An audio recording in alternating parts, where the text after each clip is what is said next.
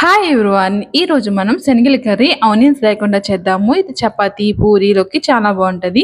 ముందుగా 3 అవర్స్ నానబెట్టుకున్న శనగల్ని కుక్కర్‌లో వేసుకొని తగినంత వాటర్, సాల్ట్ వేసుకొని 3 విజిల్స్ వచ్చేదాకా పెట్టుకోవాలి. ఇప్పుడు ఒక బౌల్ తీసుకుని టేస్ట్ తగ్గట్టు సాల్ట్, 1 టీ స్పూన్ కారం, పావు teaspoon 1 tablespoon garam masala, పావు టీ స్పూన్ జీలకర్ర పౌడర్, 1 టీ స్పూన్ ధనియాల పౌడర్ వేసుకోవాలి. అలాగే 2 టేబుల్ స్పూన్ శనగపిండి వేసుకుని ఈ విధంగా వాటర్ వేసుకుని లంప్స్ ఏమీ లేకుండా బాగా మిక్స్ చేసుకోవాలి.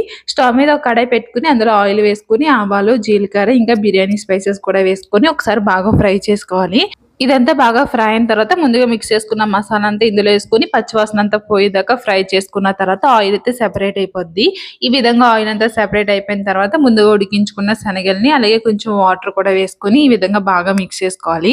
ఈ విధంగా బాగా ఉడికిన తర్వాత ఇందులో కస్తూరి మేతి అయితే యాడ్ చేసుకోవాలి. కస్తూరి మేతి యాడ్ చేసుకుని దగ్గరికంతా అయ్యేదాకా ఉంచుకున్నామంటే మనకి శనగల కర్రీ అయితే రెడీ అయిపోద్ది. వీడియో నచ్చితే లైక్ చేయండి, మన ఛానల్ సబ్స్క్రైబ్.